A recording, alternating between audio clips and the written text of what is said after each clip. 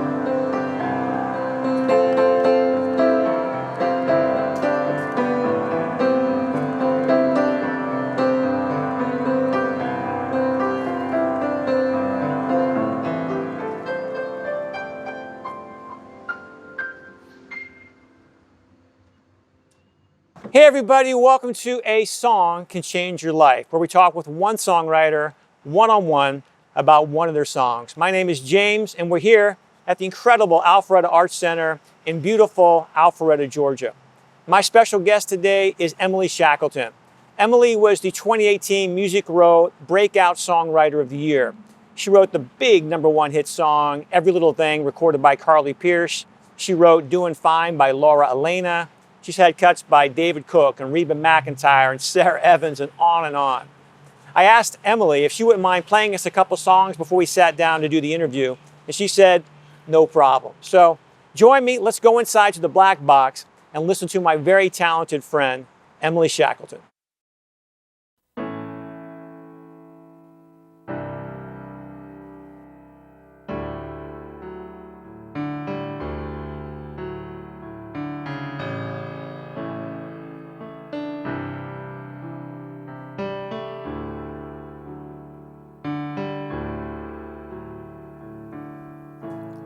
I was out on the edge, thought that this was the end, that heartbreak would be the death of me. There was no coming back from a come down like that, and from such great heights it was a fatal leap. But even when I was crying, the stars were still aligning like they knew. And all this time I was sure that I was only falling. I was always falling into you.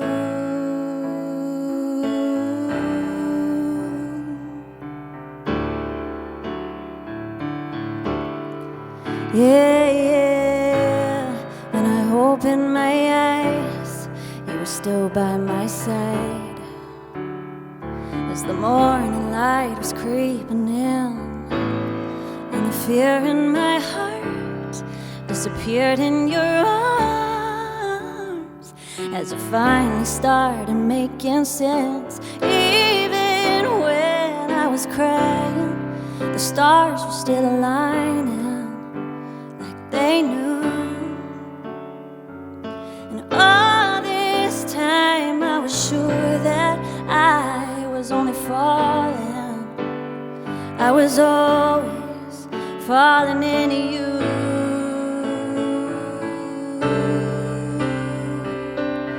La da di da di da, falling into you.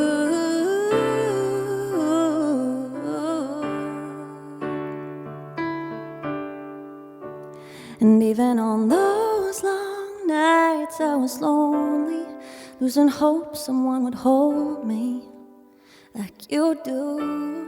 And all this time I was sure that I was only falling. I was always, even when I was crying, the stars were still aligning like they knew. And all this time I was sure that I was only falling. I was always, always falling into you.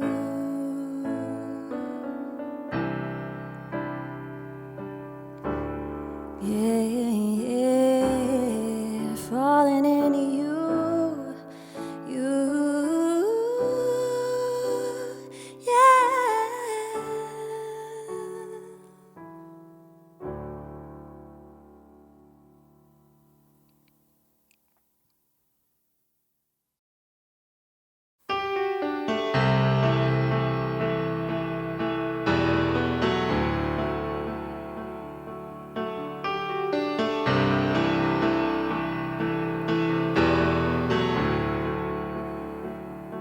You're killing yourself and you don't care. Still got your head up in the air. And every time you crash and burn, baby, we both learn. You're killing yourself and you don't mind. You shrug it off and I pay the price. You swear you'll be the first to leave. Baby, we both see. If I could die of a broken heart, I'd be 6 feet under. Boy, when you fall, I fall apart. Is it any wonder? All this killing you is killing me. All this killing you is killing me.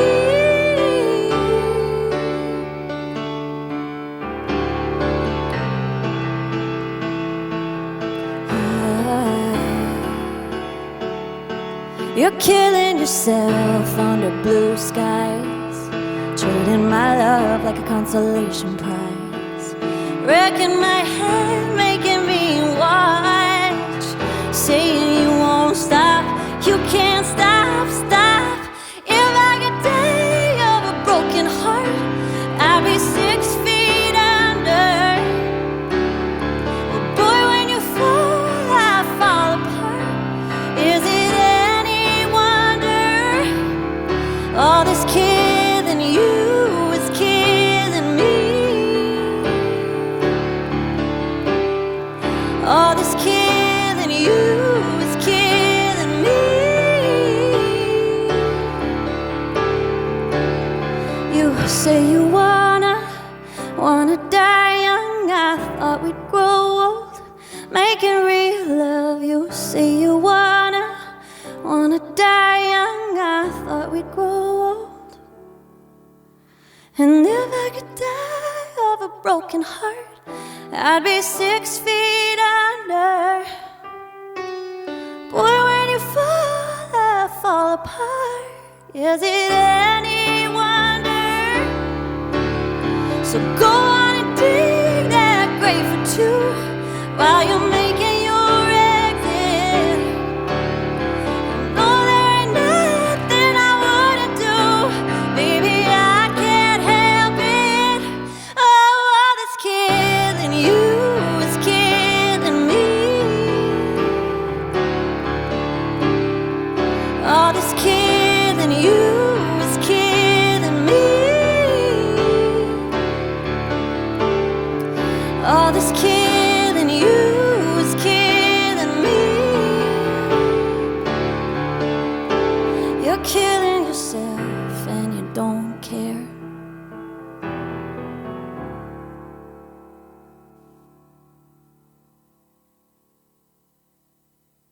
Emily Shackelton, welcome to Alpharetta. Welcome to A Song Could Change Your Life. It's always great to see you. Thanks for having me, James. You always, when you're ever on our concert calendar or whenever I see you, you're just a bright spot as a human being. You really are. That's kind of you. You really are. And I always look forward to, I love you as a songwriter and musician, but just, you're one of those personalities that, very calming and joyful. And I was going to ask you, because I know you're from Minnesota, and I don't know if this is a Minnesota trait or not, but I know people from the Midwest and that part of the country.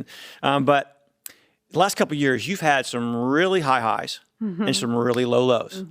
And, you know, from the high side, from the 2018 Music Row, what was it, Breakout Songwriter of the Year, the Carly Pearce #1 hit, Laura Lena hit, those kind of highs. And then your husband was in a very difficult accident, not to mention what else is going on with the world. But you always seem to have this even keel. You know, you never sort of stay in that cloud too long, and you never stay in that valley too long. At least my interaction with you. And I was kind of curious: is that a family trait, a Emily Shackelton trait, a Minnesota trait, or do you agree with me on that? That's a tough question. I think that we all try to put on a brave exterior too, and I think that this past year or two has been definitely the hardest of my life. But I think my parents, my grandparents, have always taught me to be grateful, and my grandmother always said the best way to pick yourself up out of depression is to start counting your blessings. And I am supremely blessed, and it doesn't take long when I start counting to know how good things are and how grateful I am. Yeah. Do you think having sort of a pretty good equilibrium, because not every we interview a lot of we interact with a lot of songwriters, and there's some extremes and personalities, but you put out a ton of music. I mean, when you'll do a show with us, our Home by Dark shows, and could be separated by 6 or 9 months. And in a typical songwriter that we deal with, they may have come up with a song or two to add to the second show, whatever. When I interact with you, and I say, hey, Emily, we want you for this show in 9 months, and we start looking at song catalog, all of a sudden you've got 10 or 15 new songs you push at me, and I'm like, that's amazing. And I wonder if that's in part tied to your ability to just keep moving forward. Even when the highs come and the lows come, you just keep moving forward. I think within my profession of writing songs, it's always about the next song. Even when when you have a song that's on the radio or having big things happen, it's not about that song anymore. It's always about the next song and moving forward.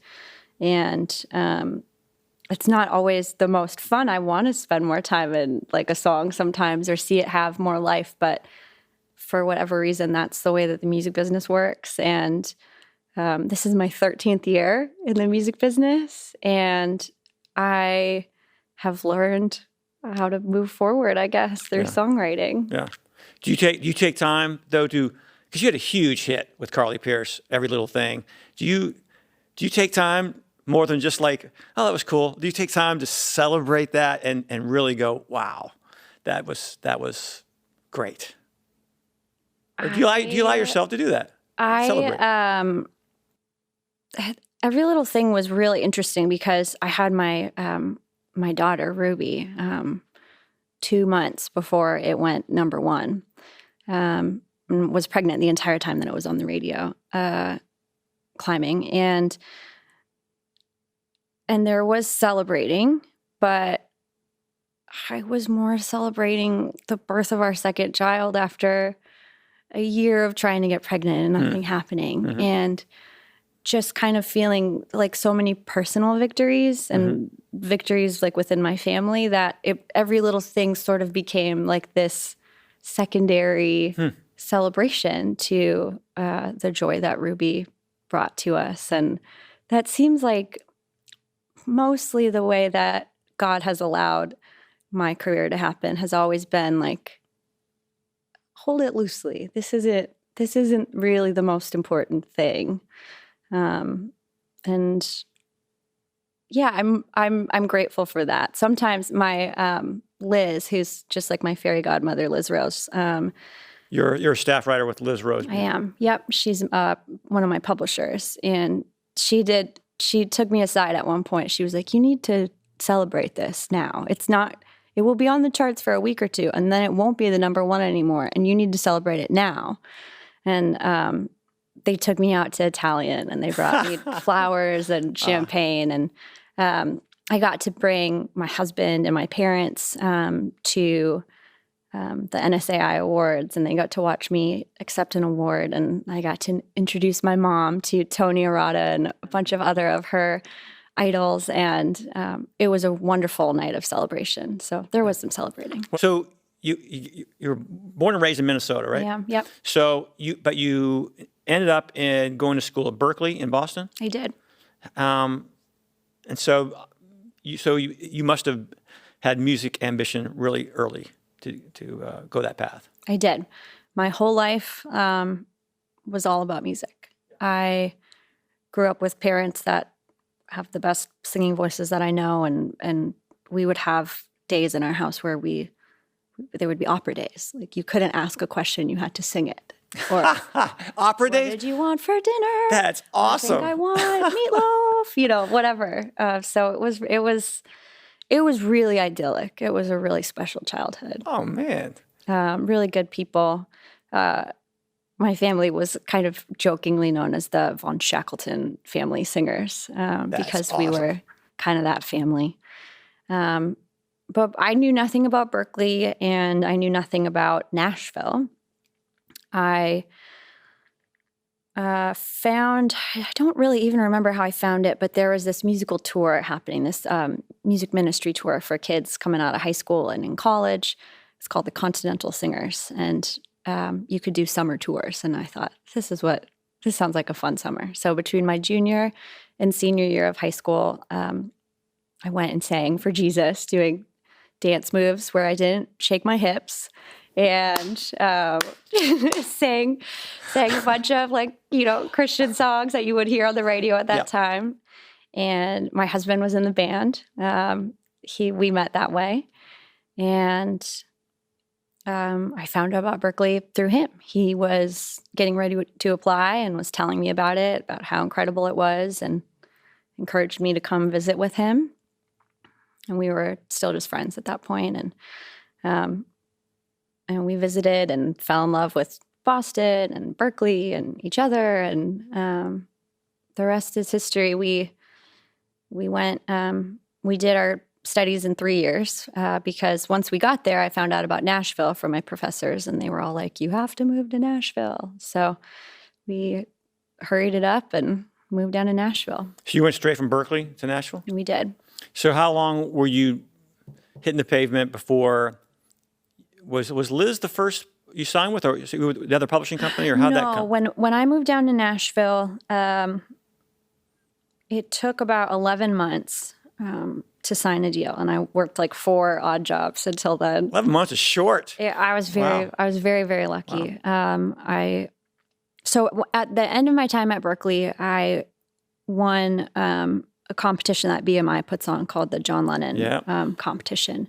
And through that, I got to meet with a rep at BMI Nashville, which is a writer organization for songwriters' rights. And that relationship, every time I'd meet with her, she'd say, "Great job. Write a few more. Bring me a couple more songs in a couple months." And I'd be like, "Okay. These are the best ones, though. Like, these are the ones." Every time I'd write this song, I'd be like, "This is the one." And I did that a couple times for about 6 months. And after 6 months, she said, "You want to go on some meetings?" And she personally took me. And to this day, I sing her praises. Her name's Beth Laird. I'm indebted to her. She's a wonderful, wonderful human. And I signed my first deal with, it was called Bug Music at the time. Yeah. Now it's just part of BMG. Yeah. I was there for 2 years.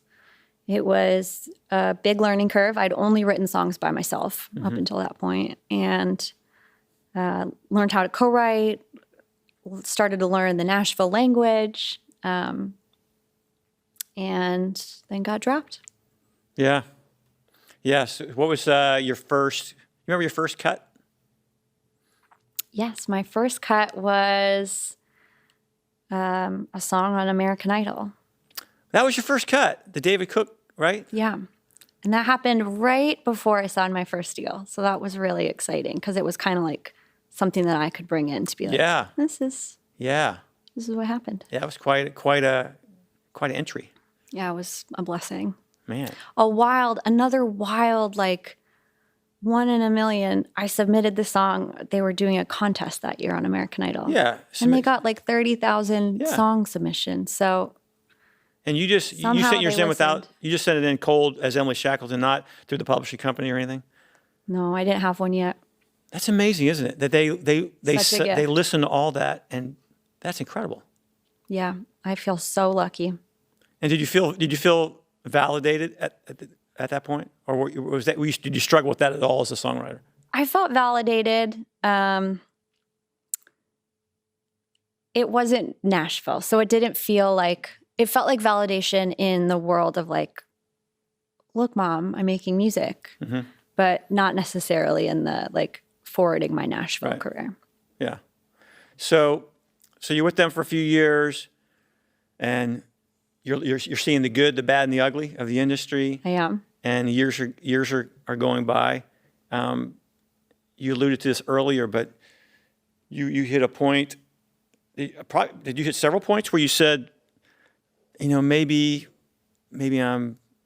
I need to do something else. I need to move on at a certain point if you don't get the big breaks, Yeah, when I got dropped from Bug from this first deal, I spent about 3 days on the couch and then got right back to work and reached out to Liz Rose, who I'd written a couple times with, and she just kind of off the cuff at one point had said, I wish you weren't signed because I've been wanting to start a publishing company. I would sign you.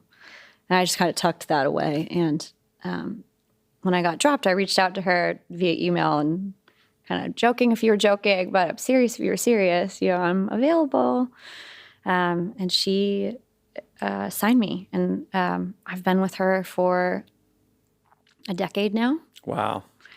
Yeah, so you've benefited from friendships along the way, people along the way that divine providence has sort of said, yeah, I'm going to help you. Absolutely. Yeah. Yep. We all need that. Absolutely. So our show is called A Song Could Change Your Life. How does that hit you? That phrase hit you? That you immediately go, or you go, yeah, that means a lot to me. That makes sense to me. It makes sense to me on a few different levels. In the purest sense of it, I just remember those times as a kid, hearing a song for the first time and just feeling like I'm being pushed back in my seat by like this sonic, what is that chord? I've never heard that chord before. Yeah. What is that? Or the instrumentation. Yeah, I can remember everything about those moments as a kid. And then even, as an adult, certain songs hitting you when I've gone through hard times, or even just, I kind of stopped believing that a song could change my life from my writing. And I was so grateful when every little thing happened because I had pretty much stopped believing, and we were able to pay off all of our debt. We were able, it really did. It changed our lives. So yeah, I believe it. Yeah. Well, so let's carry that into our song we want to talk about today, which Great. is Show Me Around, which is a new song for you. It's brand But new. it comes out of a very, very, very personal, difficult moment for you. So I would love for you to share with our folks how the song came about, and then who you wrote it with, why you wrote it with these people, and then what's happening with it. Great.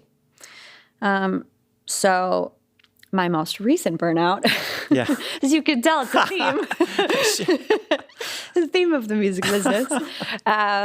When my husband and I were plotting to move to California after we had Ben, And I said we couldn't seem to get pregnant again. And we were just trying to figure out a lot of kind of heavier times. And I was on the eve of accepting a position out in California, and suddenly was just struck with like grief that I hadn't really allowed myself to feel about how it would feel to leave Nashville and just kind of give up on this dream. And I never, ever like get down on my knees and pray. I pray in the car, standing up, or at the dinner table, or wherever. But I physically got down on my knees, like beside my bed, and wept to God, just praying, like, just take this dream away or show me a sign. Like, just one or the other. Please, God, just, it's pretty much like my prayer life. Like, just open the door, shut it, please. Yeah. And the next morning, I got a call that my dear friend and collaborator, Busby, was wanting to sign me. And Busby, for our folks who don't know, is a very well-known, successful songwriter, producer. Great writer, producer. Huge hits with Pink and Christina Aguilera and Keith Urban and Carrie Underwood and Rascal Flatts and Maren Morris, and the list goes on. And he's won Grammys and CMA Awards, ACMs, all the awards. And we had been writing together for 3 or 4 years, and he had said early on, like, gee, I wish you weren't signed. And I had kind of tucked that away too, never really thinking. And then so Liz actually, the plugger for Liz Rose Music, had reached out, unbeknownst to me, out to Busby and his plugger, and had said, how would you guys feel about going in together, like a joint venture publishing deal on Emily Shackelton? And he was all for it. And just really turned everything around for me. Instilled so much belief in, like, real pure belief in me when I didn't have any left in myself. He's a strong believer, and I hadn't really experienced much of that in the music business. And to experience a leader and boss, like one of the A-list figures in the music business, have such a heart for Christ and for helping others, was life-giving and life-changing and perspective-opening, and allowed me to see a lot of what I do in a different way. And we wrote so many songs I love together, and I had my first #1 with him, and our dear friend Carly Pierce, and he got us both these necklaces at the #1 party. It's from Tiffany, and I kind of, I just kind of naively thought that, like, I was just going to get to write songs with him forever, and we'd just have a lot of jewelry by the end of our lives. And it was just this, like, really, like, precious, pure time. He encouraged us to have more kids if we wanted more kids. I felt like I'd always been encouraged to not have kids if I was going to be in the music business. He encouraged me to take more time off to be with my family. I had always been encouraged to stop spending so much time with my family and work more. He just really poured into both my husband and I in such profound ways. And last year on July 26th, he wasn't feeling well, and his wife took him to the emergency room, and he had a seizure on the floor of the ER and went into a coma for 3 days. And they discovered that he had a glioblastoma tumor, which is a just real gnarly form of cancer. And he passed away 2 months later after being diagnosed. And my husband had his accident at the 1 month mark. Busby's diagnosis was on July 26th. Caleb had his accident on August 31st, and then Busby passed on September 29th. Wow. So it was a really, really tough end of the year last year, for sure. My first time leaving the house, except, I spent a week in the trauma unit at Vanderbilt with Caleb, and then came home, and he was in bed for 6 weeks, and I was just as I wanted to be, caring for him. And the first time I left the house was to fly out to California for 24 hours to go to Buzz's funeral. And it was really interesting to realize in his passing, with him being gone, I haven't experienced a lot of loss in my life, especially as an adult. And there's like this new longing for heaven that hasn't been there before. And it's not, hurry up, like get life over with at all. It's more of just like, come, Lord Jesus. No more tears, no more pain. Yeah. Yeah. Yeah. And I think that, suffering and grief and loss are all just like terrible, awful things that we have to go through, but they also give us those little longings for heaven. And like, they're all like pulling us like closer to home and giving us more and more of longing for that. His last few weeks alive, we were in the hospital, and he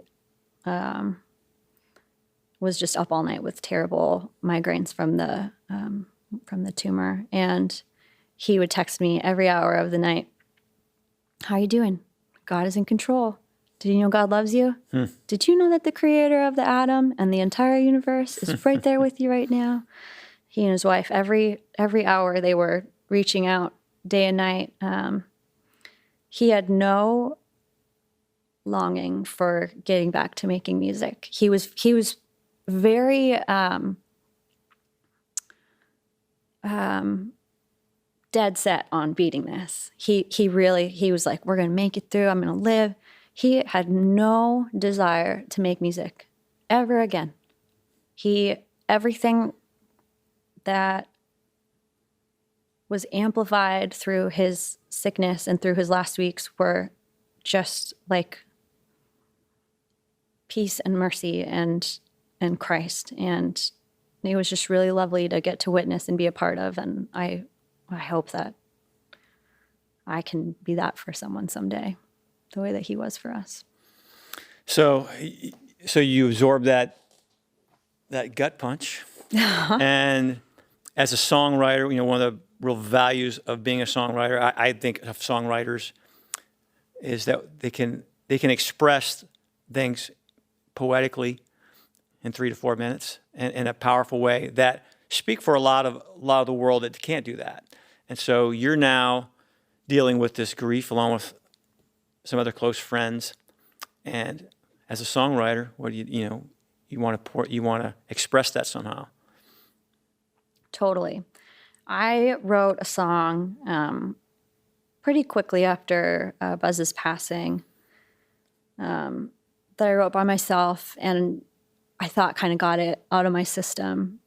And when COVID hit and everyone quarantined, Carly Pierce reached out and said, let's start writing, let's start Zooming. And Carly Pierce was signed by Busby as well? She was, right. Yeah. So the beautiful thing with Carly and I is that we were both sort of on our last leg of believing in ourselves, and Buzz signed us both. And Busby and I and Carly got to write so much together and just form such a special bond. And he helped her catapult, as an artist to the top of country radio. And so she was going through, a really tough divorce and losing Buzz, and was like, I need to write new music. I can't live in this album too anymore. And so we reached out to one of my very favorite co-writers and friends, Ben West, who was Busby's best friend as well. They wrote that song Try for Pink, which was a huge multi-week, multiple genre #1. And he lives up in Michigan with his wife and 4 children, and they live a very wonderful life up there. He comes to Nashville, once every few months, like dream life. And and so we were all Zooming. Carly said, we need to write a song for Buzz. And I was like, oh, gosh. Okay. And it just fell out. It just was a quick, it had already written itself and somehow gave it to us, It was one of those. So all 3 of you who were close to Buzz got together and had to revisit some of that pain in order to push through. But what you guys did so really well, which I love, is I love when writers do this, is you take sorrow and sadness and you convert it into something hopeful and something positive that even those of us who didn't know him we've all been affected by death of someone close to us. We can all relate to this. And I love the course. I bet you're up there right now making plans and writing out all your favorite places that you just can't wait to take us. And we'll get to spend forever talking about whatever. When I get there, promise you'll track me down and show me around. And I would say that, those of us from a faith background, we automatically correlate that to heaven and this ideal. But what I love about this song is even if you're not on that faith base, there's something hopeful about it and optimistic about it that someone like Busby, who had such a loving impact on so many people, that doesn't end with the end of his heartbeat. That's something else he's a part of, and that we'll get to be a part of that too, and that the love that you guys say that we have for people that are meaningful in our lives, that doesn't end at the end of a heartbeat, and you guys are able to capture that in a song. Thank you. And it's meaningful and powerful and helpful to people, I think. Thank you. I remember at one point when we were writing it, struggling with some of the verbiage, and where all 3 of us are believers and have our own longings for heaven, and Carly at one point, I remember she just said, "What if we just," and she meant in like the purest, loveliest way, "What if we just like throw theology out the window for a second and just like picture just meeting him again?" And he's always been that guy that he knows every best restaurant in town. He knows all the places. Yeah. He was like very in the know and like the coolness thing, So I'm glad that it comes across that way. We know he's in heaven, and we know that we'll get to see him again one day. But you're using language that those from a faith background understand and correlate, but using language that doesn't alienate people that don't. Totally. Which is that was what we were trying to do. Yeah, you nailed it. Thanks for writing it. It's very meaningful. All right, Emily Shackelton, thank you for being our guest. Thanks, James. We love you and appreciate you. Thank you for writing this song and changing a bunch of lives. Thank you for having me. Give big hugs to everybody. I will.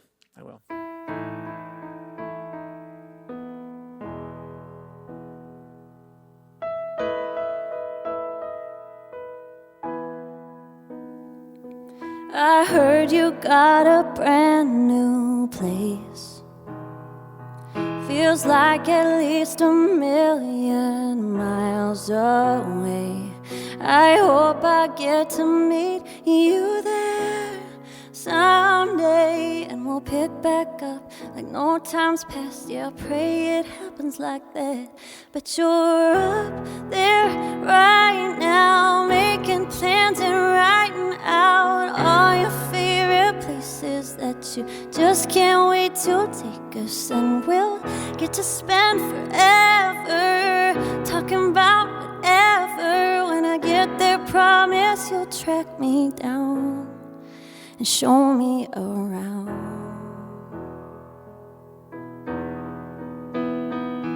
I heard that there's no growing old, and now you only walk on streets of gold. I've only read about what you see, what you know, and I'm still here missing you. Oh, I wonder what you're getting into. I bet you're up there right now, making plans and writing out all your favorite places that you just can't wait to take us, and we'll get to spend forever talking about whatever. When I get there, promise you'll track me down and show me around.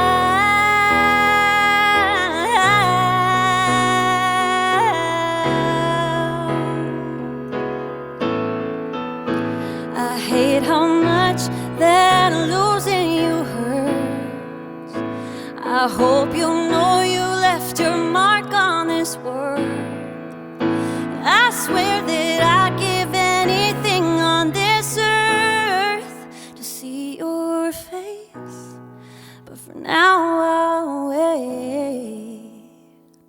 But you're up there right now, making plans and writing out all your favorite places that you just can't wait to take us, and we'll get to spend forever talking about whatever. When I get there, promise you'll track me down and show me around.